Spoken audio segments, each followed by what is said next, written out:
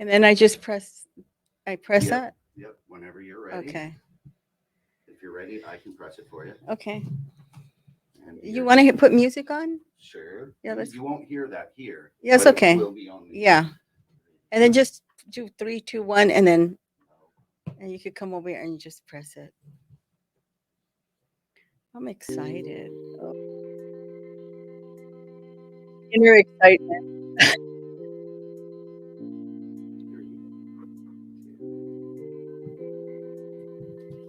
Hi, and welcome to Talk to Ruth. Today's topic is called Reinventing Yourself. How do you do about reinventing your life? It would be harder to reinvent yourself physically than to just change a few clothes, a few hairdos, religious beliefs. When you're overhauling your physical health, the awful thing is that you are just trying to reinvent yourself, but there's a lot of back uh, walls. Can we start all over? Sorry. Uh, okay. Okay. Hi, and welcome to Talk to Ruth. Today's topic, we'll talk about reinventing yourself at any age. We are basically wanting to reinvent ourselves, but there's a lot of hurdles that are or obstacles that are stopping us from going forth. For example, let me give you my history. Well, I'll give you a short bio or maybe long. It depends on whoever's listening. I started off in the media industry at an early age. I went from taking college courses to editing film and TV. After I did the film and TV, I also had my own show in Pasadena College, also known as PCAC. I studied that and I did lighting, I did audio, I did camera, I did the big giant cameras, not the small ones where you have to roll them in the studio. So that's what I used to do. I also had my own shows from time to time because that was like a college course that you had to get certification to be that tech person in camera or audio or maybe anything that they needed you out in the field. So what they did is they actually used me for all areas and all aspects in different media outlets. So there was times where we would do shows, and I would actually select my shows. I basically didn't want to have shows that were uh, down, criminal, something happening, devastation. I just could not do it. So I told my friend, I said, wait a minute. I'll get these shows and you get those shows. So what I would do is I would select family orientated shows. Maybe cars. There was dog shows.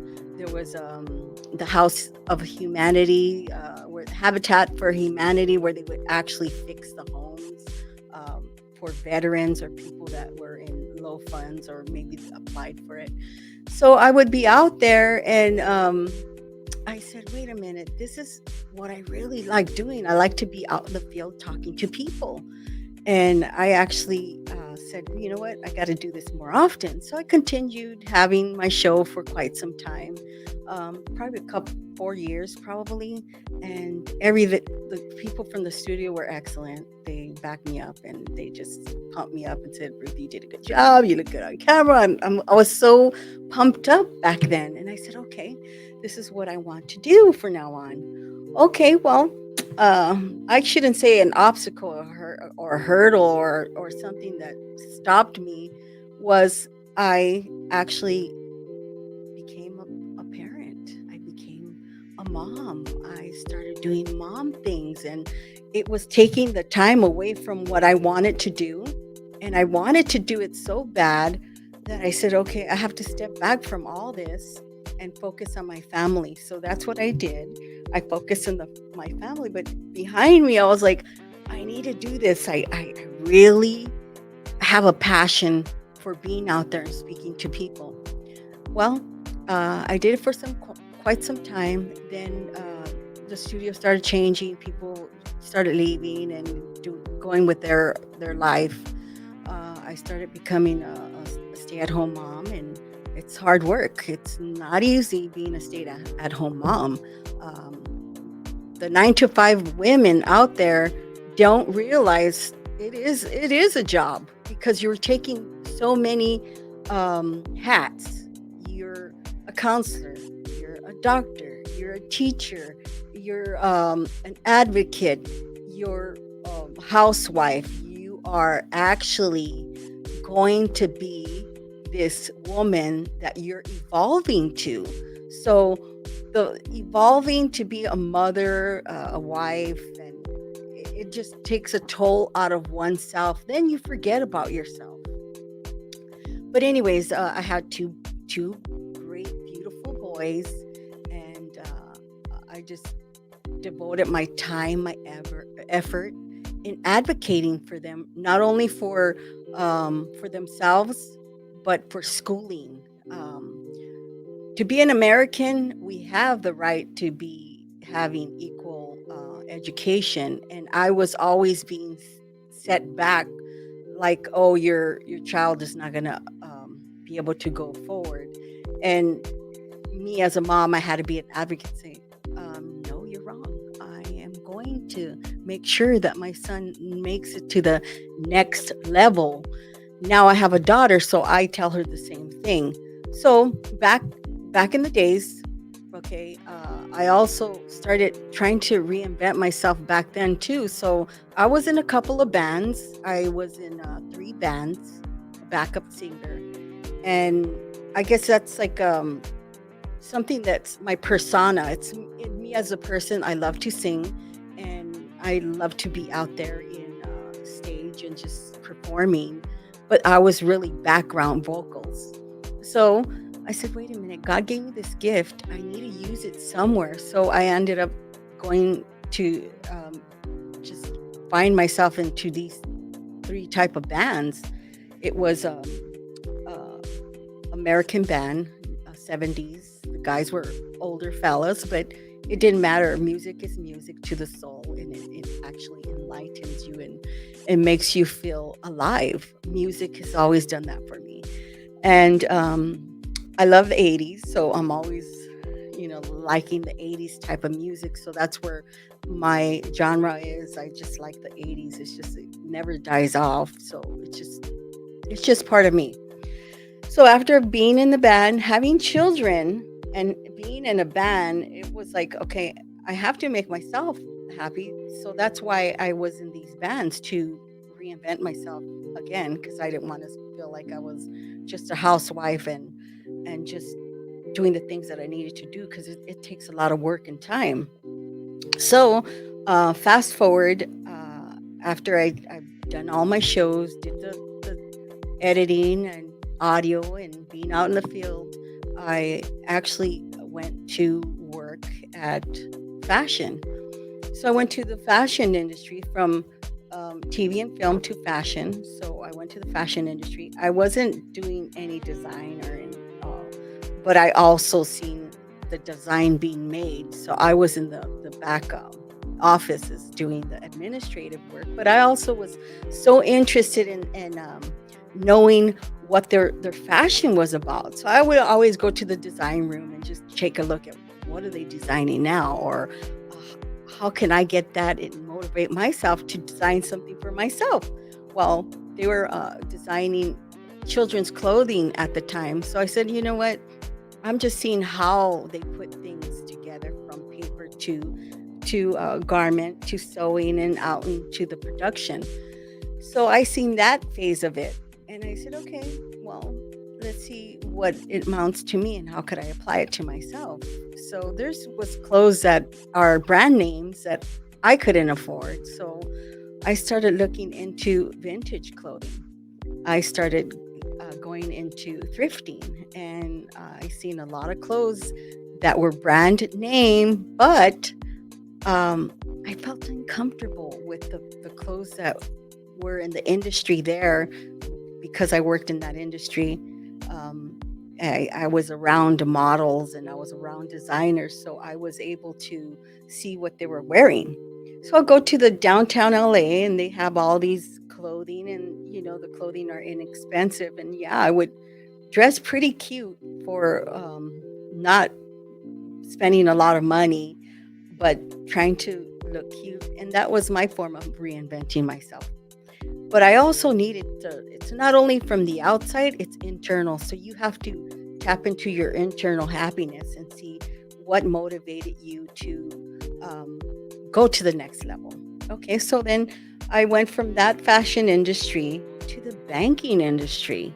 So you're like, okay, why is it that she went from all this entertainment to the banking industry? Well, the banking is where the money the money is. So I said, you know what? I'm just going to go into the banking industry for a while. I went into the banking industry, personal banker, for like 6 years, and goodness, I was grateful that I had a job and it made a lot of money. So I stayed there for like 6, 7 years. I didn't think I was going to stay there for that long period of time, but it made money. I was able to bring money to the table, and of course, I had my little guys with me, so that bring steady income for me. So I felt, okay, well, um, this is good for me for now. But still, I wasn't really happy with that career, that profession, whatever you call it. It just felt like I was stuck indoors and just doing paperwork. I mean, I had $1 million clients, and I appreciate my work and what it brought to me, but there was something just not, quite right that I fit in. So here I am. I'm looking like a fashion, like I'm working in the fashion industry in a banking world. So I didn't have the tie, the suits and the skirt, the pencil skirts and the blazers and all. I was like totally out there. I said, I'm just gonna be happy with what I wear. I'm clean, my hygiene, everything, and I felt good. Even if I was out wearing black tights and looking gothic, looking in a banking world, I was happy with the way I felt inside and how I presented. I was confident. So then fast forward after the banking, I said, okay, something I just have to go back into my career path where I studied in college, and I wanted into to the media. So I said, okay, I'm going to start a radio show. So I started a radio show in 2007, and actually I was pregnant during that time. So after I had my baby, which is my daughter now, I actually had my show from 2000 until 2020 before the pandemic hit. So I said, wait a minute, how am I going to do this juggling three kids, and it's going to be hard. Well, I had to make it work because that's where my little happiness was coming, because I felt like I was confident enough to maybe I'm a voice for someone, maybe somebody that's down and out, or maybe something I said can encourage them just to go one step at a time and go forth. So after I did the show for quite some time, it was the show is a variety show, so it's nothing never the same. It's usually from pastors to I interview pastors, artists, sports people, um, designers, veterans, um, just name it. I had everybody that had a product or service to advertise, and I was happy actually educating people because of these products and services that I actually acquired, or maybe I, tried it and maybe I liked it, and I would advertise for them. So, um, this came to a stop at the time of the pandemic. My last actual show was a WWE wrestler. His name is Mata. And he brought to the table so much about his life story, about how he was a basketball player, how he came from Egypt with nothing and came to California and the land of opportunity, and he made it an opportunity for him to become that one great guy that he is now. And now um, he became a bodybuilder, and he worked for, yes, Jason Momoa was his personal trainer. So I was able to meet this great guy, and he's so full of life, and he actually inspired me of what he was telling me. We actually have that show taped for you. It's actually taped. I have to upload it, but you can hear actually that show once I have it edited.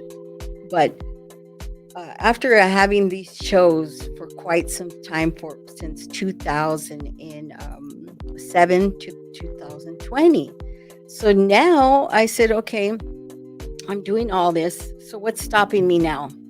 So after 2020, I had so many downfalls, so many obstacles, so many hurts, so many pains, so many cries, that I felt like I couldn't go on.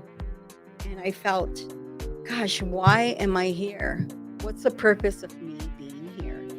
I did all this, and I could say I did many stuff in my life, and you know, things good came out of it. I mean, I won fashion shows. I was on TV. I did my shows. I did um, performances at different venues. Um, there were so many things that I've done that I accomplished. And I said, wait a minute, how can I pass this down to my children, or how can I pass it down to the next generation? What could I do to help them, their little steps? It's just steps. You can't just jump and then say, okay, you know what? I'm going to do this. You can, but you know what? There's some people that need to take those little steps, you know. So, anyways, after this pandemic, I had issues with my health, because it wasn't the virus or anything. It was just everything was just trying to attack me.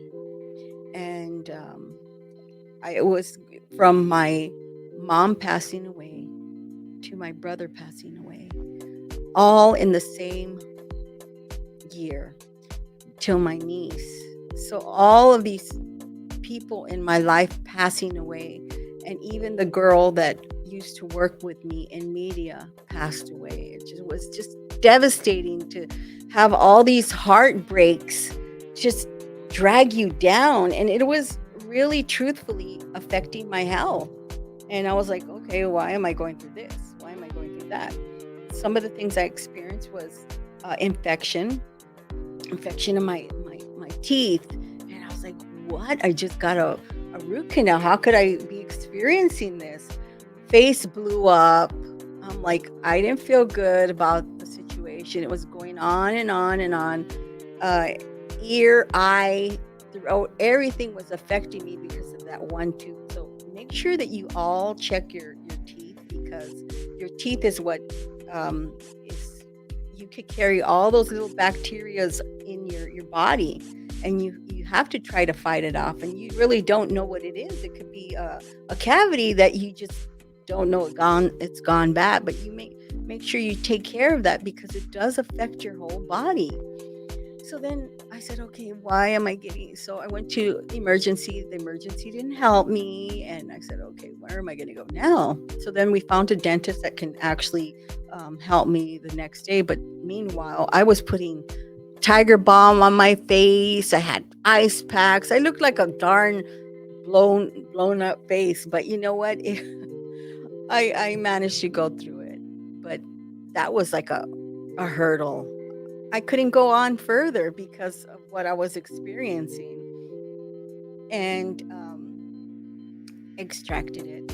And yeah, I need a lot of major work because of, at a younger age, you didn't really take care of your teeth because you were, there was financial situations in our life that we weren't able to take care of our teeth how we used to be taken care of. So I recommend you guys going to get your dental checkup because it is really important. It could actually physically break you down. So I got my tooth extracted, and it was just like a relief, a sigh of relief. The pain went away, all the headaches, the eye aches, everything. So I said, okay, that was an obstacle. I couldn't go forward until I fixed my internal health. So after I had managed to fix that, something else happened. I said, okay, what can happen? What can possibly happen? Well, I was going through these women's menstrual things that we go through. Well, I didn't go through it for 4 or 5 days. I went through it for a whole darn month. You know how hard that was? It was making my body weak. So I said, wait a minute, something is triggering this. What am I going through? Well, it, I've always had abnormal menstrual cycles, and a lot of people say it's fibroids, or you could have cysts in your ovaries, and um, all this stuff happening to you. Yeah, you have to go get checked out. But I couldn't. I just had to um, medicate my own self. I would put hot packs.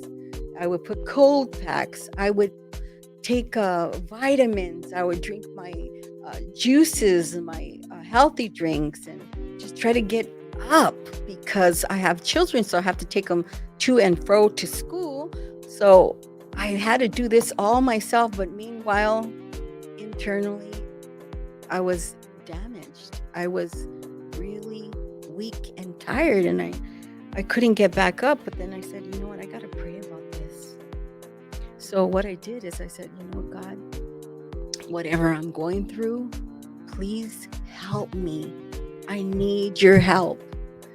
I can't just go and call somebody and say, hey, can you bring me something to eat? Or can you just give me some coffee or something to get? No, I had to do it all myself.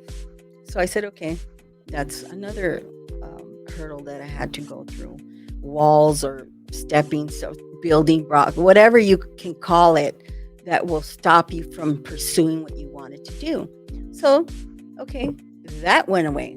So I said, okay, now what do I do? So I started going reading. I said, okay, I got to read. So I started reading about health and herbs and all these great herbs that can actually help you with your energy and what foods to eat to give you that energy. So I started doing that. And then I said, okay, I don't look I don't look as the way I wanted to look. I don't have the energy to do anything for myself. Well, what I recommend is once you get back on your feet, make sure you let go, let God, have faith, build yourself up again, put perfume, clean yourself up, beautify yourself once again. It doesn't have to be every day, but enhance what you already have. Because you don't have to put a cake face, but you enhance your beauty from within, comes out and it reflects just so much. If you have that faith and you have that, okay, I got to do this now. Health first, the Lord, faith, higher source, however you call it, you need to tap into it because it surely would help you in the long run. And yeah, we're hard on ourselves. Sometimes we feel like we're not as perfect. We feel like we have a lot of flaws. Well, yeah, everybody has their flaws, but you know what? You got to say, you know what? Look into the mirror and say, you know what? I am handsome. I am beautiful. I can do more. What do I have that can help the next generation. Maybe I could be a mentor. Maybe you could motivate that one young teenage guy, teenage girl, to better themselves. Even they're already good. Just better it a little. Just enhance it just a touch, and you'll see the difference. You make a difference by the moment you step out of the door. You you say good morning to someone. Hello, how are you? Good day. That makes another person feel good because you're feeling good. If you're going to go out there with a darn grumpy face and have a bad attitude and just share it with the world, we don't need that. It's going on already. So, what you need to do is just focus on yourself first before you can focus on making another person happy. Because if you're not happy, you're going to make that other person miserable. Why? Because of your attitude. Change that attitude just a little bit, and you're going to see the change. Just a tiny dab bit, and you'll see. In the morning, you'll, gosh, it's a good morning. It's another day. I'm alive. I'm breathing. I'm well. What more do you want? You got to extend that little happiness inside of you, because you're not a miserable person. You're not a bad person. You are created and invented by the higher source. Whether you don't know it or you don't want to know it, it's true. So, unless you're going under the knife, right? You're inventing yourself all the wrong way. Why? Because what you have is already beautiful. You don't have to fix what's not broken. You don't. Like I said, you just need to enhance it a little bit. So there's a lot of botched surgeries out there. And yeah, there was times where I felt bad about myself, and I'm like, why? I'm looking at social media too much, and I'm seeing how beautiful these women are, how they're enhancing, but they're enhancing it in the wrong way. They're enhancing it in surgical way. And I was getting to that spot where I said, okay, what if I do a tummy tuck? Or what if I do a liposuction? Or what if I do a Brazilian butt lift? Or what? Will that make my health better? No, actually, you can actually damage your health by doing stuff that you feel that will make you a little bit better. And I said, I got to stop. I have to look in the mirror and say, I am beautiful. You could accept me. You don't have to accept me. You could accept me or not. That's what I say. I just said, you know what? I can't.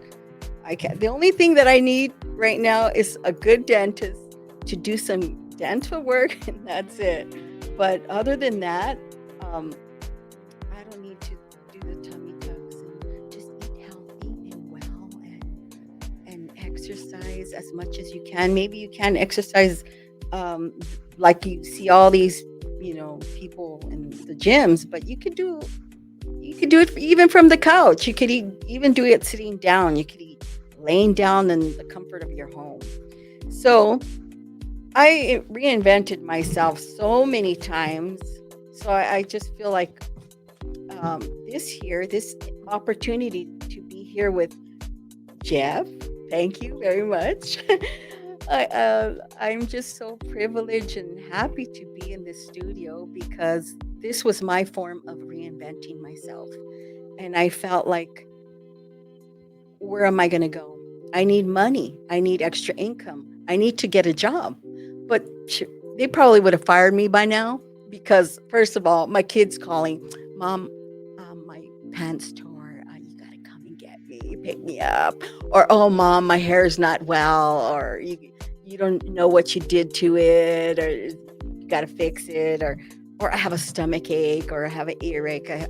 All these issues that the teenage kids have, that they're trying to get out of school because they just don't want to be there, and they want to be home with Mom, or they just want to be home, period.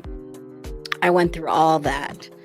But these kids nowadays, they need more encouragement and more mentorship than you ever know it. It's unbelievable how these kids are going through so much change in their life, and media is really not helping because um, where's the books? Where's the interaction with one another? Where's the hanging out? All these things that we used to do back then, they're doing it all wrong. It's not even it's not even a happy time anymore. So we got to share our experiences of what we used to do when we were young, because they're like, okay, mom, we don't do that anymore. It's like old school. But the thing is, we had fun, and it was clean, it was pure, and there was no things stopping us from doing what we wanted to do, because we could do anything we want now, but in a positive, good way to make our lives better. You know, we could be comfort, but get out of the comfort zone. Go out there and expand yourself. Everybody has talent. Everybody. I don't care. It could be the smallest thing from sewing, the smallest thing from making a little trash into treasure, um, from making something out of your hands, or doing something that will actually make money. You're making yourself, what is the word? You're content on and happy of what you're doing, and money will follow. It will. Eventually, you say, "Hey, I can make money doing this." Okay, so maybe the tech world of kids, they're pretty hip, so um, we actually learn from them, and hopefully they learn from us. So the 5 steps that can change your life. You have to decide what needs to be changed. If you can't decide what needs to be changed, you can have an overhaul of your physical, mental, emotional, professional, all that. You got to decide what you want to change. And you got to have to put your goals down and make it happen, because you can't just make it happen saying, okay, the opportunity is going to come to me and I'm just going to sit there. No, you got to say, okay, this opportunity is coming to me. Get a hold of it, use it, and it will actually help you in the long run. And you got to figure out what that change is. If you need to change your diet and your physical, okay, then go and look at some motivational videos and diet. Actually, I shouldn't say diet. It's more like eating healthy eating habits. I don't like to say that word diet, because everybody goes through different diets in their life, but it's just changing your eating habits and proportion sizes. So I just believe that you just need to find that step. Okay, well, you got to also recognize if you're not happy. Okay? You're not happy where you're at, then you need to change it. Okay, either the life will feel like you're going to be okay, there's a person that says, "Okay, well, I'm going to quit smoking." The older I get, it's going to affect you, and it's going to take a toll on your skin, on your look, on your breathing. So that's where you have to say, okay, I'm going to stop. I'm going to quit. And it's not easy to quit smoking. It's not. I've never smoked. I never drank. I never did drugs. I never party into the hours of night. So I don't know how it is to be a smoker, but I believe that it's probably the hardest habit to kick, because of all the everything that I guess the stressors. I guess they use it to de-stress, but I wouldn't know. So you have to talk to an expert about that. But if you think that you need to change your health and that, then do it. I mean, I don't say that you can't, because you can. Everybody can. There's people without limbs that say, I can. Okay, there's people that are doing remarkable things in their lives without limbs and vision and so many disabilities. They actually have abilities. They're more doing more than a person with limbs can do nowadays. So you got to wake up and say, I can do. I can do it. I can do anything. I tell myself, I can do all. This is the word of God. It says it in his word. I can do all things through Christ who strengthens me. And that's where I get my strength, is from God, because I know I would have been a basket case a long time ago. I probably would have been out there doing all kinds of stuff. But you know what? I can do all things through Christ. And that's what I believe. It's my own belief system. And, you guys can have your own belief. But that's what helps me to keep going. Because there's, like I said, a lot of stuff has been happening. And I'm not going to give up now because of these hurdles or obstacles. So I believe that you all can do the things that you want to do. Just put yourself in that opportunity position, or take a step forward. That's all I can say. Now, so we're ready. Number one is we recognize you're not happy with the situation. Just change it. Number two is decide what you need to change. And you have to decide it. You can't just sit around and wait around and make sure and think that it's going to go away, because it's not. It's going to keep taunting you or haunting you in your brain. You just got to keep going. Now, you got to understand your friendships. Who are you hanging around with? Who is your friend? Who will motivate you? Who will give you a call when you're not feeling well? Or who's going to check up on you? Are they going to text you, or are they going to call you and you can hear them over the phone? That's a friend. That's a friend that's going to go and extend themselves. Oh, do you want to go have coffee? Are you hungry? That's a friend. That's a true friend. Another thing, can I help you with anything? Do you need help?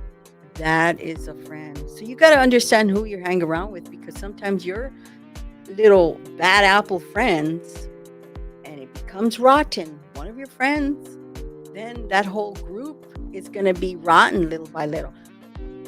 For example, I have a fruit bowl, okay? And I put all my fruits in there. I put oranges, apples, and bananas. And the ones that I think get more rotten is either the apples or the oranges. And I see it developing. I go, wait a minute, nobody's eating these oranges. I better cut them up. And I start cutting them up, and I give it to the kids, because they're not going to just go and grab it. They're not going to go, oh, there's an apple, there's an orange, look at it.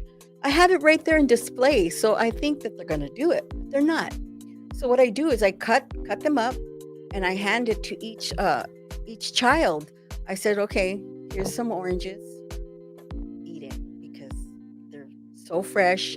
They're new. They're bright. They're sweet. And you should eat them before they go rotten. Well, days, weeks, they're still there. The oranges are still there. What? Okay, that's just ridiculous. That one, mind you, orange got so rotten. It was turning green and white, and then it started getting all the other fruit that I spent so much money on getting rotten.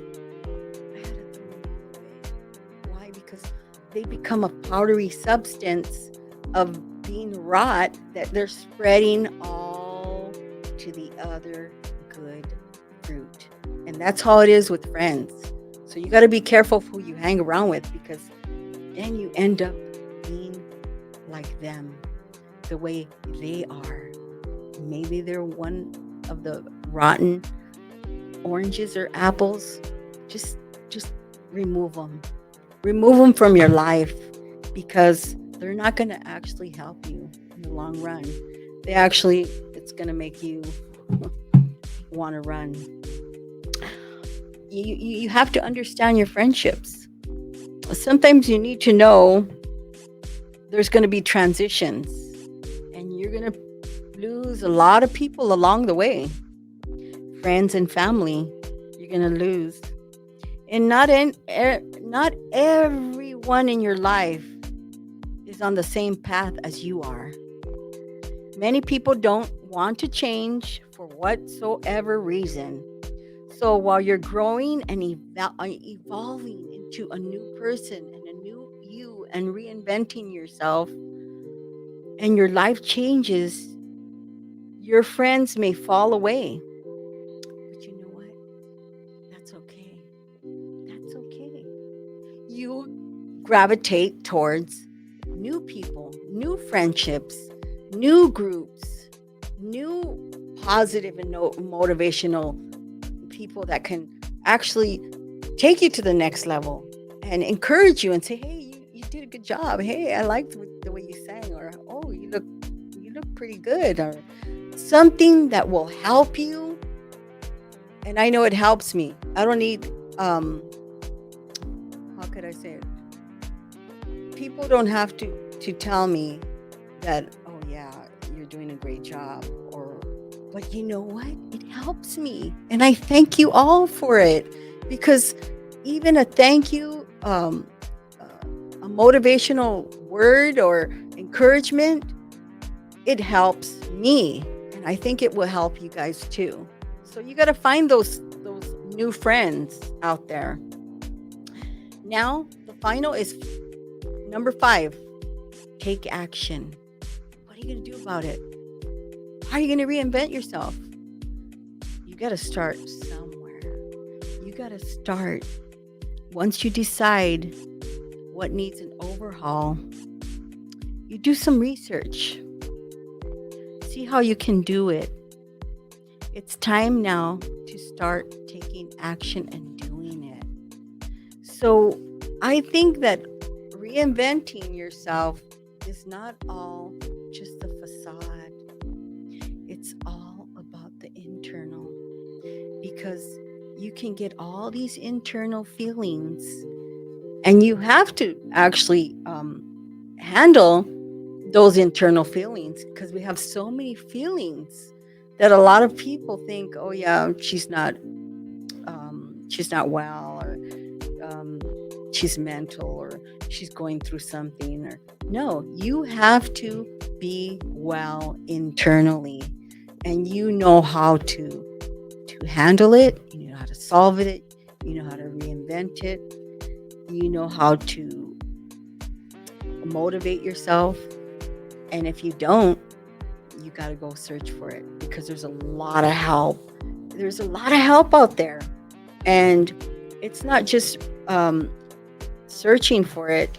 You have to talk to people and extend yourself to people, because there's times where you're gonna actually really need more help than you know it, and it could be anything. If you have any suicidal thoughts or something that you can't handle, there's a suicide hotline out there.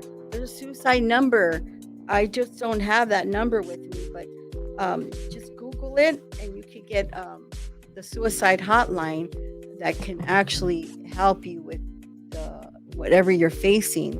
Or go to a pastor, a teacher, and you gotta get that help from someone, because there is help available. You can also dial the 311 in your area, 211. And if you do have any questions or anything, you can actually get help by these hotline numbers. And if you want to DM me for anything whatsoever, you can go to my Instagram, ruth.marquez.330, and you can DM me, and I could give you all those numbers that you are, wanting and requesting. Or maybe we can just go ahead and talk for a bit. So this concludes our show, and it's called Talk to Ruth. And I look forward to seeing you next week. Thanks, and have a great day.